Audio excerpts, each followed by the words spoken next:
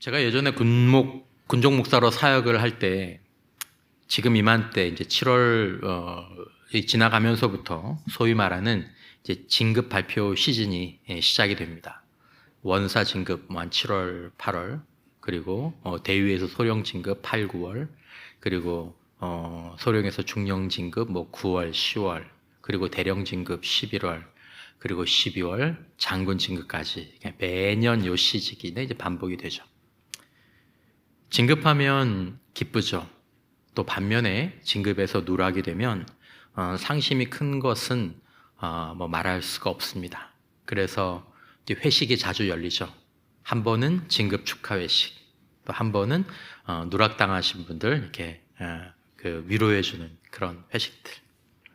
그러니까 제가 군목으로 있을 때 병사들의 사망 사고, 또 이런 간부 신자들의 이 진급 문제가 이렇게 마음이 아파서 야, 이거만 없으면 좀 군목 생활 하겠는데 라는 이제 그런 마음을 품었던 때가 있습니다.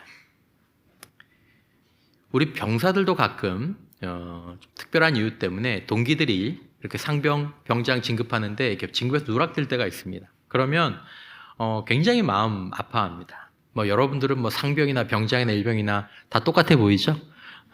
얼마나 상심이 큰지 모릅니다. 그 줄 하나에. 우리 자녀들도 마찬가지죠.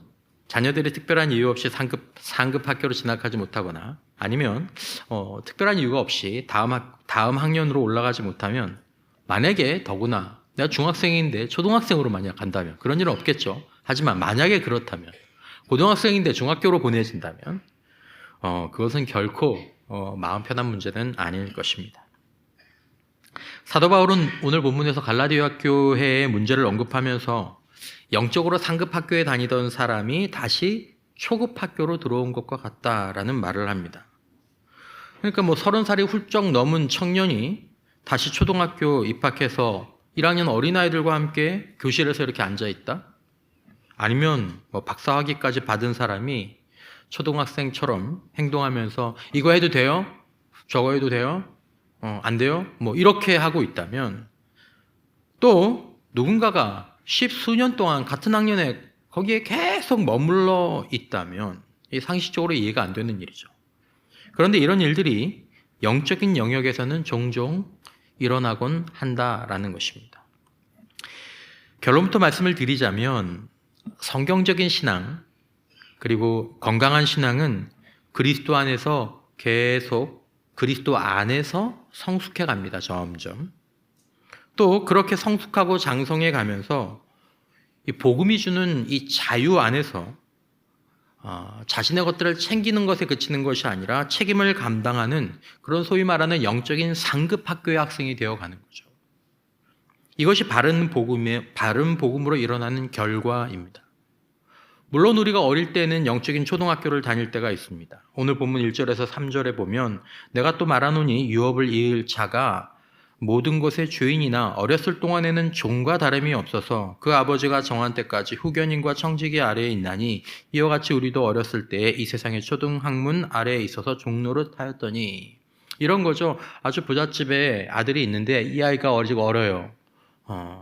그러면 그 아이가 용돈을 받을 때 그 집에 총무쯤 되는 그 집의 집사에게 나 돈 좀 주세요, 용돈 좀 주세요. 자기 돈인데 이렇게 받아서 쓰고, 도련님 이거 하세요, 그럼 이거 하고, 저거 하세요, 그럼 저거 하고, 이거 하지 마세요, 그럼 이거 못하고, 이렇게 살아가는 거죠. 바울은 율법 아래에 있던 이스라엘 백성들의 상태를 설명합니다. 어린아이가 이거 해라 저거 하지 마라 라는 이런 규칙을 따라서 움직이는 것처럼 율법주의적인 신앙이나 그 이방 종교의 원리들을 따르는 그런 영적인 초등학문의 때가 있었다라는 것입니다. 그런데 갈라디아 교인들이 이 초등학문으로 다시 돌아가려고 한다라는 것입니다. 날과 달과 절기와 해를 삼가 지키니, 영적인 리듬이 있습니다. 아침은 기도로 시작하고 주일에는 예배를 참석하고 때로는 수련회에 참석하고 또 어느 해를 기억하고, 이것이 잘못되었다라는 것이 아니라 그걸 통해서 구원을 얻으려는 초등학문으로 돌아가고 있었다라는 것입니다. 그걸 통해서 구원을 얻으려는, 그걸 함으로 구원을 얻으려는. 여러분, 이런 영적인 초등학문의 문제는 성경에 나와 있는 이 시대에만 있는 것이 아닙니다. 오늘날에도 이렇게 영적으로 유급을 하거나 아니면 영적으로 퇴행하는 경우가 있다라는 것입니다.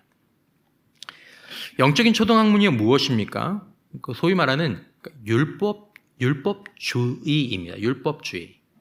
즉 율법주의라는 것은 신앙생활을 행위나 규칙이나 종교적인 의무를 행하는 거로 바꿔버리는 것입니다. 신앙생활이 뭐야? 교회 예배 참석하는 거야. 신앙생활이 뭐야? 이거 하는 거야. 저거 하는 거야. 신앙생활이 뭐야? 이걸 이렇게 하고 저건 저렇게 하는 게 그게 신앙생활이야. 라고 얘기해 버리는 거. 그렇게 여기는 거. 이게 율법주의입니다. 어떤 옷을 입어야 돼. 어떤 옷은 입지 말아야 돼. 술, 담배는 절대 하면 안 돼.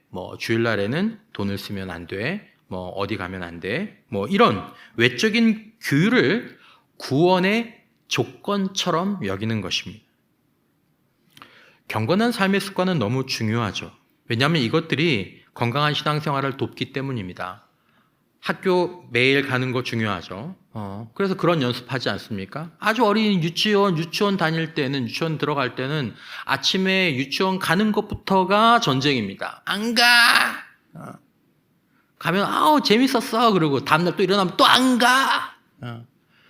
그건 고등학생, 대학생이 되면 그런 걸로 시비하지 않죠. 이 경건한 삶의 습관, 이런 것들을 하지 않고 이것들은 우리의 건강한 신앙생활을 돕지만 만약에 그것이 복음의 본질에 앞서게 될 때, 그리고 내가 이런 선행을 이걸 해야만 하나님께서 나를 받아들여 주신다, 나를 사랑하신다라는 생각으로 이것이 변질될 때 우리가 영적인 초등학문에 멈춰 있던지 거기로 돌아가게 되는 것입니다. 규칙과 행위를 익혀야 될 때가 물론 있습니다.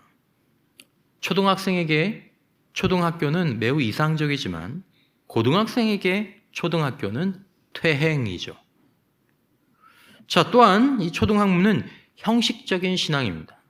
형식적인 신앙이란 예배에 꼬박꼬박 잘 참석합니다. 교회 봉사도 열심히 하고요. 그리고 기도의 횟수와 심지어 시간까지 채우기도 합니다. 겉으로 보기에는 완벽한 신앙인입니다. 하지만 그분 안에 하나님과 인격적인 교제, 그리고 하나님과의 그 인격적인 교제에서 나오는 내면의 변화로 이어지거나 이게 성장하지 않은, 말씀은 봐요. 기도 시간도 지켜요. 예배도 잘 나와요. 하지만 껍데기만 있는 거죠. 껍데기만. 여러분, 우리가 성경을 정상적으로 읽고 기도를 정상적으로 배워서 기도 시간을 가지면 우리는 영적으로 사실은 반드시 성장하고 변화되게 되어 있습니다. 하지만 형식적으로 성경을 읽고 제한적으로 성경을 읽고 종교적으로 하는 기도 생활도 얼마든지 가능한 것입니다. 우리의 신앙과 예배, 성경 읽기와 기도, 또 우리의 교제에 대해서 우리가 바로 배워야 될 필요가 있는 것입니다. 세 번째, 율법적인 이 초등학문은 미신적이고 기복적인 신앙에 머무는 것입니다. 그러니까 신앙생활을 어떻게 이해하냐 하면 신앙생활을 하나님과 하는 거래, 하나님과 하는 일종의 계약 같은 것으로 여기는 것입니다. 내가 뭔가를 하면, 또 이렇게 하면 하나님이 내 사업에 복을 주시고, 또 이걸 하지 않으면 하나님께서 나에게 복을 주시지 않고, 또 무엇을 몇 번, 며칠 하면 문제가 해결되고, 이렇게 신앙생활을 만들어 놓는 것이죠. 여러분, 이런 생각으로 수십 년 영적인 초등학문에 머물러서 그냥 이렇게 수십 년 신앙생활을 하시는 분들도 계십니다. 최근에는 알고리즘 신앙도 있죠. 알고리즘. 여러분, 알고리즘의 그 위대함을 경험해 보지 않으십니까? 내가 그냥 인터넷에 뭐 하나 찾았는데, 물건 찾았는데, 그릇 찾았는데 갑자기 그릇 광고가 그냥 여기저기서 막 뜨고, 유튜브에서 그릇을 추천해 드리겠습니다 그러면서 막 이렇게 나오는,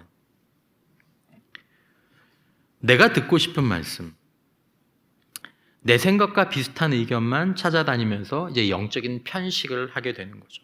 결국 내가 좋아하는 것만 듣고 정작 내게 필요한 것은 외면하게 됩니다. 그러면 영적인 유화 상태에 계속 머물러 있게 되죠. 여러분, 왜 영적인 초등학문이 위험합니까?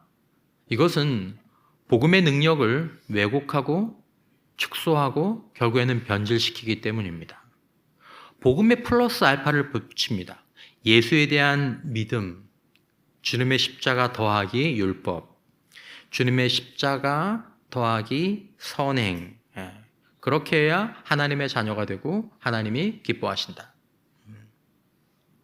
이렇게 되면 처음에는 같이 시작하는 것 같지만 나중에 시간이 지나고 나면 복음은 생명력을 잃고 신앙생활은 뭐만 남냐면 그러니까 종교교실이 되죠. 선행과 봉사교실이 되죠. 때로는 자기개발교실이 되기도 하고 때로는 관계증진교실이 되기도 합니다. 여러분, 이것들이 필요 없다는 것이 아니라 그것들은 구원과 복음의 결과로 나타나는 것들이지 그것들이 구원의 근거가 되지는 않는다라는 것입니다. 뭔가를 더하는 복음, 이게 다른 복음입니다. 신자의 영과 삶에 독을 집어넣게 되는 거죠. 또한 영적인 초등학문은 이렇게 그 초등학문 가운데 머물러 있게 되면 영적 성장에 가로막히게 되고 우리가 영적인 유아 상태에 계속 머물러 있게 됩니다. 히브리서 5장 12절에 보면 말씀에 믿은 지가 오래됐는데도 여전히 젖이나 먹고 음식은 못 먹는, 젖이나 먹고 단단한 음식은 못 먹는 상태에 있는 사람들에 대한 얘기가 나옵니다. 성경에 이런 이야기들이 자주 나옵니다. 영적인 유아 상태, 그냥 거기 머물러 있는 거예요. 초등학생 때는 초신자 때는 우등생이었어요. 잘 나오고 잘 참여하고 그런데 그냥 거기만 머물러 있는 거죠. 10년, 20년이 지났는데 초등학교 우등생의 신앙에 머물러 있는 것입니다. 바른 복음의 길을 가면 계속 상급학교로 진학하게 됩니다. 계속 그 본질과 그 내면이 계속 변화되게 됩니다. 신앙의 길에는 특별한 저희가 있지 않는 한 소위 말하는 피크가 없습니다. 그러니까 신앙의 소위 말하는 전성기죠. 전성기. 이 피크. 꾸준히 올라가게 돼 있습니다. 고린도서 4장 16 사도 바울이 뭐라고 얘기합니까? 그러므로 우리가 낙심하지 아니하노니 우리의 겉사람은 낡아지나 나이가 들고 관절이 아프고 또 우리의 기력이 떨어지나 우리의 속사람은 날로 뭐해지도다? 새로워지도다. 더 깊어지고 더 지혜로워지고 더 겸손해지고 더 은혜로워지고 더 사랑스러워지는. 워런 유어스비 목사님은 유명한 강해 설교 같죠. 영적 유아는 자신만 생각하며 언제나 다른 사람의 시종을 받기 원하고 쉽게 상처받고 분열을 일으킨다라고 지적했습니다. 아이들이 이렇잖아요. 영적인 유아도 마찬가지예요. 영적인 초등학문만 알고 계속 그 단계에 머물러 있게 되면 교회 다닌 횟수는 수십 년인데 신앙적인 분별력이나 성품의 열매는 여전히 영적인 어린아이와 같은 모습에 머물러 있게 되는 것입니다. 또한 영적인 초등학문은 은혜를 잃어버리게 만들고 결국 이제 정죄하는 문화를 만들어 내게 되죠. 교회의 공동체에 그 사람에게 은혜가 사라지고 정죄하는 문화가 남게 됩니다. 율법주의가 지배하는 공동체는 서로를 감시하고 판단하고 정죄하게 됩니다. 그러니까 성도들이 만나면 제일 놀라는 사람이 일반 세상 사람들이 아니라 교회 성도가 되는 거죠. 가다가 성도들을 만났으면, 길 가다가 아니면 살다가 성도들을 만났으면 성도님, 형제님, 자매님 잘 계셨어 반가워야 되는데 살다가 성도들 탁 만나면 저 교회 가서 나한테 뭐라 한다. 뭐라고 할까? 뭐라고 소문낼까? 뭐라고 얘기할까? 이게 자꾸 겁이 나는 거예요. 그래서 실제로 왜 그런 마음들이 들게 됩니까? 판단하고 정죄하니까. 감시하는 거죠. 저거 하나 보자. 이렇게. 갈라디아서 5장 15절에 보면 그래서 사도 바울이 뭐라고 얘기합니까? 서로 물고 먹는 이라는 표현이에요. 교회인데 율법주의가 들어오면 이렇게 되는 거예요. 판단하고 정작 저거 안 했어. 저거 저렇게 하면 안 되는데 이렇게 하는 건데 그게 제일 중요한 거예요.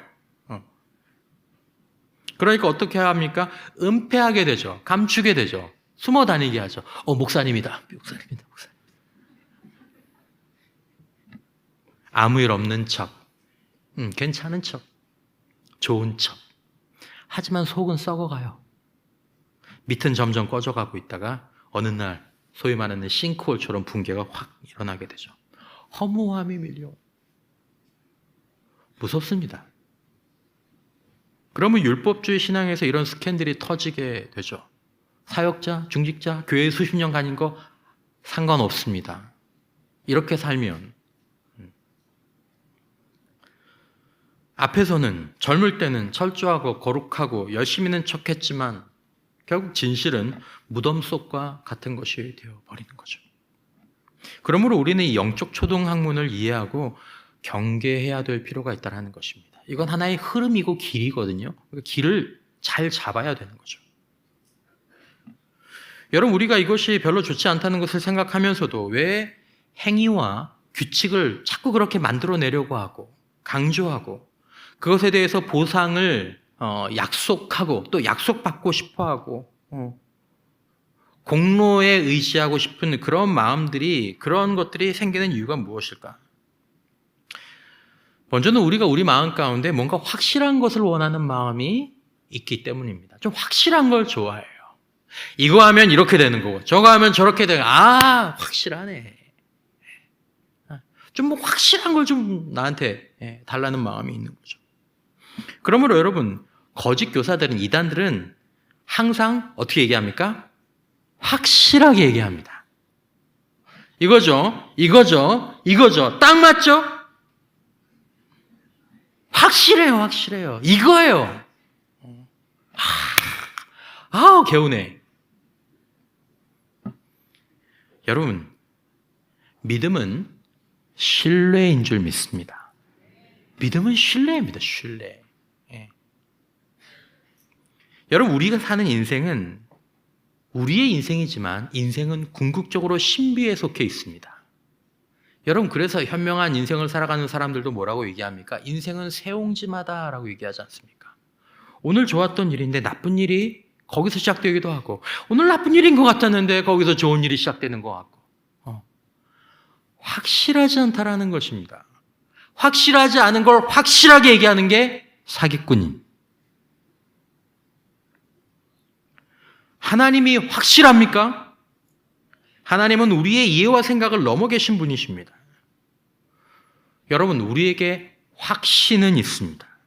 그러나 확실한 것은 여전히 신비 속에 있는 줄 믿습니다. 다른 거예요, 여러분. 확신과 확실한 건 다른 겁니다.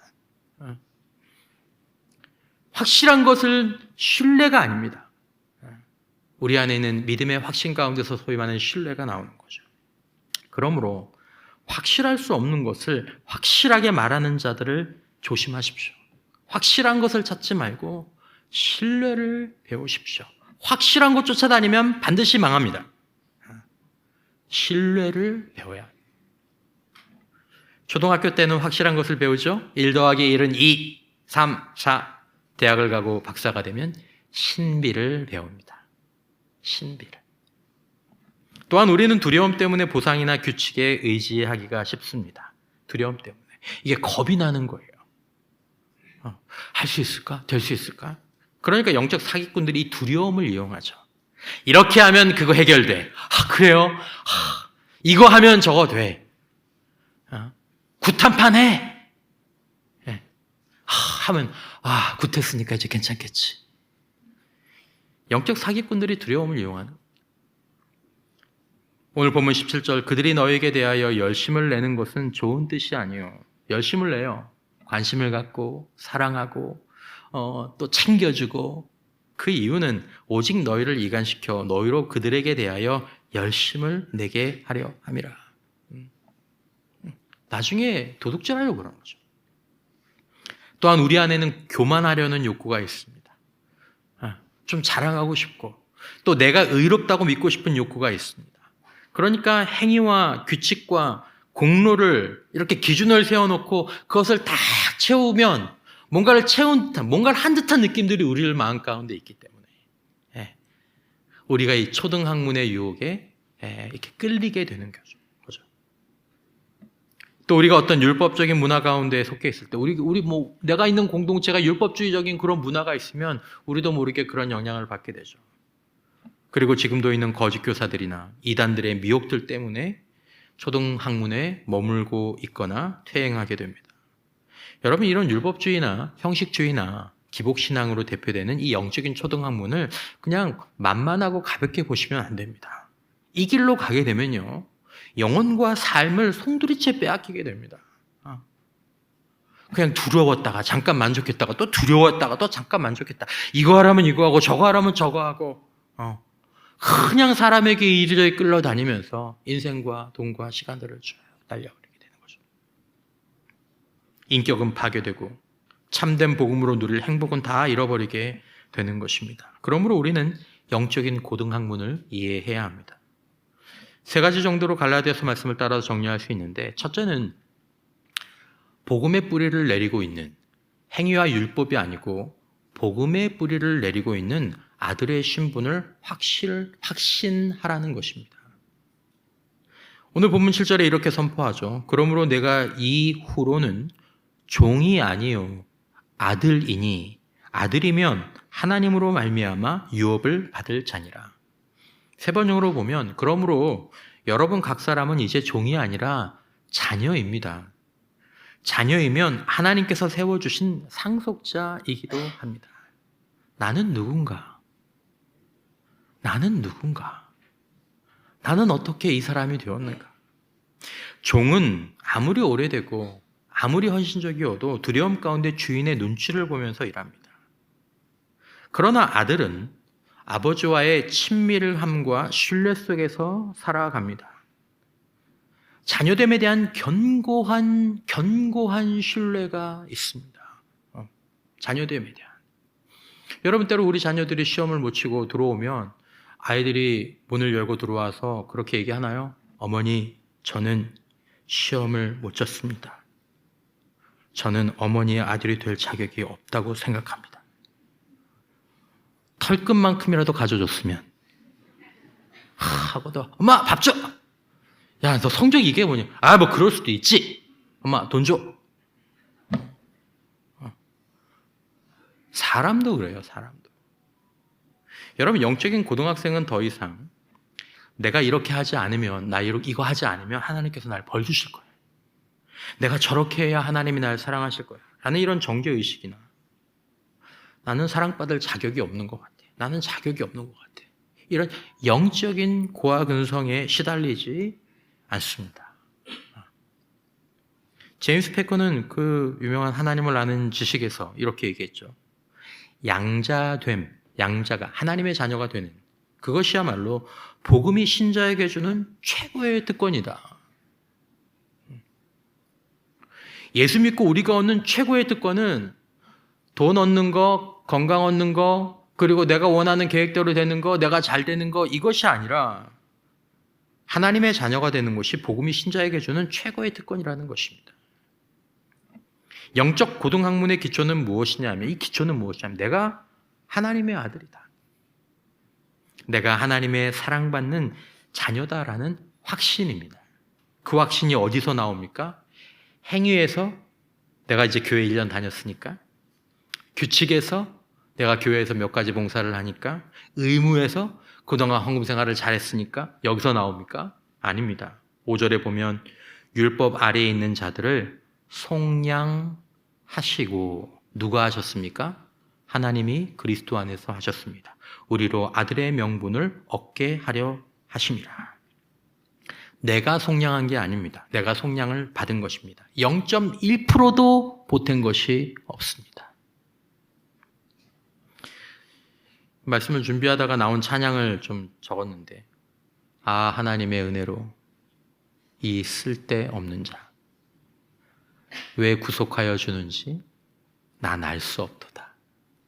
내가 믿고 또 의지함은 내 모든 형편 아시는 주님, 늘 보호해 주실 것을 나는 확실히 아네. 누가 하셨어요? 하나님이 하셨어요. 내 행위가 된 것이 아니에요. 내 의무로 된 것이 아니에요. 내가 지킨 규칙으로 된 것이 아니에요. 하나님이 그리스도 안에서 주신 그의 은혜로 말미암아 우리가 하나님의 자녀된 줄 믿습니다. 그것이 우리의 영적 고등학문의 기초입니다. 이게 흔들리는 사람들이 이제 영적 초등학문의 이 먹잇감이 되는 거죠. 십자가를 알면 왜 지금 형편없어 보이는 내가, 조건과 자격이 없는 내가 하나님의 아들과 하나님의 사랑받는 자녀가 되는 줄을 알게 됩니다. 나는 아무것도 안 했고, 나는 너무 부족하고, 나는 너무 형편없는데 어떻게 내가 하나님의 아들이 되지? 하나님의 사랑받는 자녀가 되지? 십자가를 이해하면 그것이 이해가 되는 거죠. 9절에 이제는 너희가 하나님을 알 뿐 아니라 더욱이 하나님이 아신 바 되었거늘 어찌하여 다시 약하고 천박한 초등학문으로 돌아가서 다시 그들에게 종노릇 하려 하느냐. 여러분, 여기에 굉장히 아름다운 문장이 나옵니다. 너희가 하나님을 알 뿐 아니라, 여러분, 우리가 하나님을 알죠? 여러분들 TV에 나오는 유명인들 가운데 여러분들 아는 분들 계셔. 저 사람 누구네? 저 사람 누구네? 이름도 다 알아요. 심지어 나이도 알아요. 가족 관계도 알아요. 하지만 그 사람이 여러분들을 압니까? 모르죠. 여러분, 우리는 하나님을 압니다. 그런데 더 중요한 것은 더욱이 하나님이 아신 바 되었거늘 내가 너 알아. 너는 내 사랑받는 자녀야. 바울이 지금 그 얘기를 하는 거예요. 하나님이 우리를 이름으로 아시는 줄 믿으시기를 바랍니다. 우리만 하는 게 아니라, 아니, 하나님이 우리를 아시는 것이, 우리가 하나님을 아는 것보다, 우리가 우리를 아는 것보다 더 깊고 더 바르고 더 놀랍다라는 것입니다. 여러분의 돈과 인생을 도둑질하려는 거짓 선지자들은 여러분들을 불안과 두려움으로 내몹니다. 여러분 구원받았습니까? 여러분 천국 갈 수 있습니까?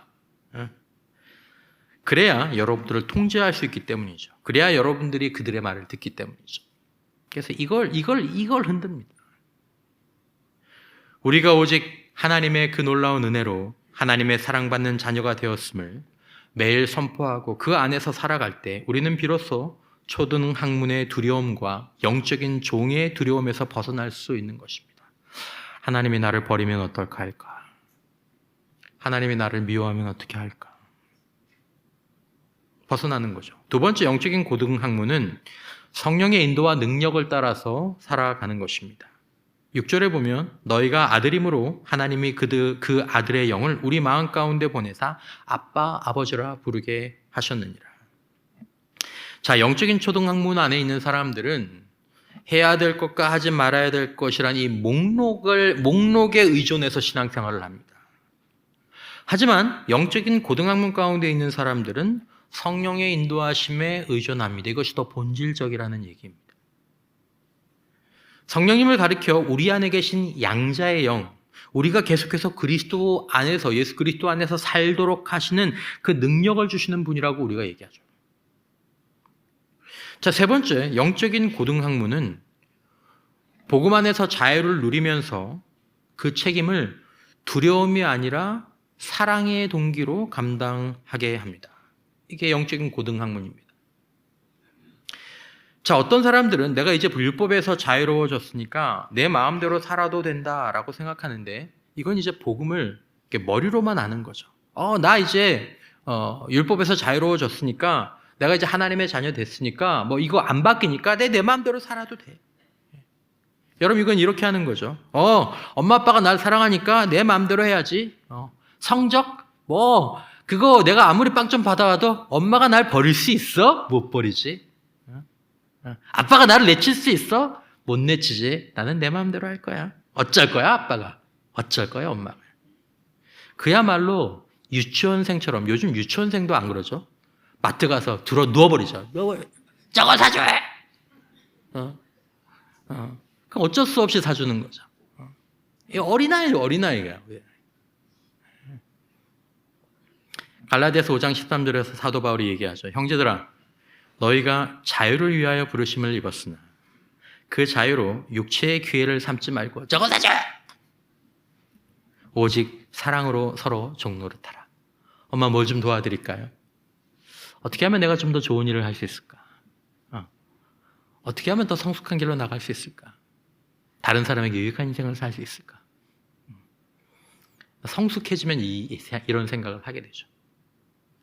영적인 초등학문 속에 있는 사람의 마음 가운데는 두려움이 있지만 영적인 고등학문 속에 있는 사람의 마음에는 두려움이 아니라 사랑이 있는 줄 믿으시기 바랍니다. 그게 끌고 가요. 어린아이들은 두려움으로 통제를 하지만 성장한 사람들은 사랑으로 이 통제가 됩니다. 그러니까 같은 행동을 하더라도 동기가 다르다라는 것입니다. 여러분, 사람이 성숙해 간다라는 말은 그 사람의 동기가 변해가고 있다라는 것입니다. 그전엔 두려움이었어요. 그때는 그냥 시키는 대로였어요. 그때는 사람에게 잘 보이기 위해였어요. 그때는 사람들이 인정해 주니까 그랬어요. 하지만 성숙하고 상급 학교로 들어갈수록 그 안에 사랑 때문에 하게 되는 거죠. 예배 빠지면 벌 받을까 봐 사람들의 비난이나 시선이나 인정 때문에 하는 것은 영적인 초등학문의 때입니다. 하지만 하나님을 알아가면서 또 하나님께 알려진 바 되었음을 알기 때문에 그것에 대해서 기가 막혀 하면서 어떻게 진짜 그러나? 마음의 사랑을 품고 경건한 신비를 대하며 종보다 더 열심히 섬기고 예배하는 자들이 영적인 고등학문 가운데 있는 거죠. 여러분, 고용된 사람보다 성숙한 자녀가 부모의 일을 더 헌신적으로 돕지 않습니까? 주인처럼. 여러분, 우리는 어떻게 영적인 상급 학교로 진학할 수 있습니까? 어디에 우리의 신앙에 관심을 두어야 합니까? 첫 번째는 나의 복음적 정체성을 매일 바로 확인하는 것이 중요합니다. 나의 복음적인 정체성. 여러분, 우리는 신자가 아니고 하나님의 아들이고 사랑받는 아바의 자녀인 줄 믿습니다. 내가 그렇다라는 것을 깊이 묵상하라는 거죠. 오직 하나님의 그 은혜로 나는 하나님의 아들이고 딸이고 그의 사랑받는 자녀라는 사실을, 나는 율법 아래에 있는 죄인이 아니라 그리스도 예수 안에서 하나님의 사랑받는 아들이고 하나님의 사랑받는 딸이다. 그러면서 우리가 꼭 기억해야 될 것은 율법이나 행위나 규칙이나 의무는 결코 우리를 하나님의 아들과 딸이 되게 할 수 없고, 율법이나 행위나 규칙과 의무는 하나님의 아들과 딸 된 우리의 신분을 결코 위협할 수 없는 줄 믿습니다. 여러분, 부모들도 그러잖아요. 아이가 정교에서 가장 낮은 등위를 받아와도 선생님 앞에 가면 뭐라고 얘기하십니까? 선생님, 우리 애가 머리는 원래 좋아요. 때로 자녀들이 정말 심각한 잘못을 저질러서 온 세상 사람들의 손가락질해도 부모는 뭐라고 얘기합니까? 우리 애가 원래 심성은 착했어요. 하물며 하나님이, 여러분, 율법과 행위와 규칙과 의무로 하나님의 사랑, 하나님의 자녀됨을 연결시키는 것, 그것을 구원의 문제로 연결시키는 것은 절대로 길이 아니고 거짓 교사들이 그것을 길처럼 말하면서 우리 영혼과 삶을 도둑질하는 것이죠. 팀켈러 목사님은 현대인들이 자기 구원 프로젝트에 빠져 있다고 그렇게 지적하신 적이 있습니다. 이게 무엇입니까? 내가 더 착해져야 하고, 내가 더 노력해야 하고, 내가 더 완벽해져야만 하나님과 사람들에게 인정받을 수 있다. 내가 날 인정할 수 있다. 이 압박감입니다. 이 압박감. 근데 이게 초등학문의 핵심이 건드리는 것들이죠. 여러분, 이 함정에서 벗어나고, 그래서 정말 우리가 온전한 성숙, 건강한 선행, 그리고 건강한 성장으로 갈 수 있는 유일한 길은 뭐냐면 내 행위가 아니라 오직 예수 그리스도의 은혜로 내가 하나님의 자녀가 이미 되었음을 매일 기억하고 선포하는 일인 줄 믿습니다. 내가 하나님의 자녀 되었기 때문에 되기 위해서가 아니라 때문에 내가 점점 한 걸음씩 나아가는 것이죠. 두 번째는 우리가 사랑의 목적을 가지고 경건 훈련에 힘쓰는 것입니다. 경건 훈련, 말씀 읽기, 기도, 예배, 공동체 생활 너무 중요하죠. 하지만 초등학생은 이것을 숙제처럼 합니다. 의무감 때문에 합니다. 혹은 하지 않으면 불안해서 합니다. 오, 성경 안 읽었는데, 오늘 기도 안 했는데. 하지만 영적인 고등학생들은 다르죠. 경건 훈련 자체가 목적이 아니라 그 시간을 통해서 하나님을 더 알고, 그 시간을 통해서 나와 사람들에 대해서 더 알고 사랑하고 깨닫기 위해서 말씀을 읽고 기도하고 예배합니다. 그것을 위해서 사람들을 섬기죠. 했다가 끝이 아니고 그 시간을 통해 하나님께 가까이, 나를 더 깊이, 다른 사람들을 더 깊이 알고 사랑하기 위해서 그걸 하는 것입니다. 경건훈련의 목적이 바뀌어야 된다는 거죠. 다음으로 영적 고등학생은 공동체 안에서 서로가 갖고 있는 상호 책임을 굉장히 중요하게 여깁니다. 영적인 성장은 결코 혼자서 이룰 수 없습니다. 갈라디아서 6장 2절에서 뭐라고 얘기합니까? 너희가 짐을 어떻게 지라? 서로 지라. 그리하여 그리스도의 법을 성취하라라는 것입니다. 나 혼자 거룩해질 수 없습니다. 공동체 안에서 서로의 짐을 져주고 서로의 연약함을 붙들어주면서 함께 성장하는 것입니다. 여러분의 소그룹과 목장이 바로 이 영적 상급 학교의 교실이 될 수 있기를 바랍니다. 여러분이 같이 신앙생활을 해보면 왜 하나님께서 나를 구원은 개별적으로 하셨지만 이 개별적으로 구원한 사람들을 교회로 모이게 하셨는지를 알게 됩니다. 목사님, 나는 혼자 신앙생활하는 게 더 잘 되던데요? 여러분이 정말 같이 말씀을 읽고 같이 기도하고 같이 찬양하면서 함께 나누고 먹고 예배하고 함께 섬기는 그런 신앙생활을 1년만 해보면 나중에 뭐라고 얘기하냐면 왜 혼자서는 신앙생활을 할 수 없다라고 했는지 목사님 제가 이제 알겠습니다 라고 얘기합니다. 네, 이제 알겠습니다. 내가 함께 지어져가는 신앙생활의 유익, 함께 지어져가는 신앙생활의 필요성을 아직 경험하지 못했거나 내가 그것들을 진심으로 인정하지 못한다면 정말 죄송하지만 아직 영적인 초등학생입니다. 아직. 사역자들도 직분자들도 교회를 수십 년을 다녔어도 그럴 수 있습니다. 독일의 신학자 본 헤퍼는 이렇게 말했습니다. 외워도 좋을 문장이죠. 그리스도인은 공동체 안에서만 그리스도인이다. 그리스도인은 공동체 안에서만 그리스도인입니다. 중요한 말씀이고 무서운 말씀입니다. 제가 공동체를 떠나면, 여러분이 공동체를 떠나면 그리스도인으로서 존재하거나 기능하는 것은 불가능합니다. 네 번째로 세상 속에서 빛과 소금이 되기를 꿈꾸는 것입니다. 팀 켈러 목사님은 성숙한 교회는 세상을 책임지는 장성한 어른이라고 이야기했습니다. 아이들은 어떻습니까? 아이들은 세상을 생각합니까? 나라와 민족을 생각합니까? 부모를 생각합니까? 아이들은 나만 생각합니다. 그러니까 아이입니다. 나이가 들어도 나만 생각하는 어른들이 있습니다. 그것은 인격적으로, 영적으로 초등학생입니다. 다른 사람들이 눈에 안 들어와요. 교회가 눈에 안 들어와요. 나라와 민족이 눈에 안 들어와요. 나만. 장성한 어른은 기여와 섬김과 나눔과 공감과 긍휼 같은 그런 마음과 태도가 점점 자라게 됩니다. 나에 대한 의식은 점점 사라지고 자꾸 남이 보여요. 때로 세상이 보이고 때로는 하나님의 나라가 보이죠.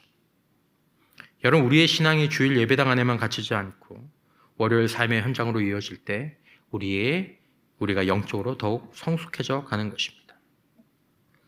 마지막으로 영적으로 고등학문에 있는 자들은 고난 가운데 소망을 품는 믿음을 배워갑니다. 고난 가운데 소망을 품는 믿음. 초등학생들은, 어린아이들은 고난이 오면 어떻게 반응합니까? 그냥 울어 보입니다. 원망합니다. 쉽게 넘어집니다. 하지만 영적 고등학문에 있는 사람들은 고난이 오면 그것을 가지고 영적인 성숙의 기회로 전환시킵니다. 로마서 5장 3절 4절 이하에 우리에게 놀라운 공식이 있죠. 환난은 인내를, 인내는 연단을, 연단은 소망을 이루는 줄 알미로다. 영적인 고등학문에 있는 사람들입니다. 영적인 어린아이는 절대로 이 생각을 할 수가 없습니다. 팀 켈러 목사님은 고난은 우리가 제대로만 대응한다면 우리 영혼을 아름다운 보석으로 빚어내는 도구라고 이야기했습니다. 지금도 원하지 않고 예기치 않은 질병 때문에, 관계 어려움 때문에, 재정적인 문제로 오래도록 또 크게 고통받는 하나님의 자녀들이 있습니다. 고난의 한가운데에서 하나님을 한 번 더 깊이 신뢰하고 의지하는 법을 굉장히 어렵게 배워가게 됩니다. 여러분 초등학교 때는 여러분 둘레길을 돌 때에는 둘레길을 뛰어갈 수도 있어요. 하지만 높은 산 에베레스트 같은 그런 산에 올라갈 때에는 한 걸음 떼기도 힘듭니다. 한 걸음을 떼기도. 한 번 더. 이 떼기가 한 걸음씩 어려울 때일수록 이 영적인 고등학문으로 넘어가는 거죠. 거기서 우리의 믿음이 단련되고 우리의 소망이 세상을 이기고 하늘의 영광으로 우리를 이끌어줄 영적인 능력을 갖추게 되는 것입니다. 여러분 믿음의 상급 학교가 있습니다. 영적인 고등학문이 있습니다. 우리는 여전히 젖만 먹는 영적 어린아이로 남아있을 수도 있고 성숙한 영적 어른이 되는 길로 갈 수도 있습니다. 사도 바울은 갈라디아 교인들이 초등학문으로 돌아갈까 봐 해산하는 고통을 느끼며 두려워했습니다. 아파했습니다. 우리를 향한 성령님의 마음도 그러한 줄 믿습니다. 고통스럽게. 우리 주변의 미혹의 영, 세상의 가치관, 율법주의 사고방식이 우리 안에서 우리 밖에서 우리를 끊임없이 초등학문으로 끌어내리고 우는 사자처럼 여러분들을 먹잇감처럼 내가 확실한 거 알려줄게. 이렇게 하면 돼. 저렇게 하면 돼. 그렇게 하고 있지만 우리는 우리에게 주신 하나님의 자녀된 그 복음의 자유를 붙잡고 성령 안에서 온전한 사랑을 실천하는 그 영적인 고등학문의 신앙을 성경적으로 바라보며 한 걸음 한 걸음 가야 될 필요가 있는 것입니다. 거기에 참된 자유가 있고 거기에 진짜 능력이 있고 거기서 성숙함의 열매가 맺혀지기 시작하는 것입니다. 우리 모두가 이 영적 유년기를 과감하게 졸업하고 그리스도의 장성한 분량에 이르도록 날로 새로워지는 저와 여러분들 모두가 되시기를 주님의 이름으로 축원합니다.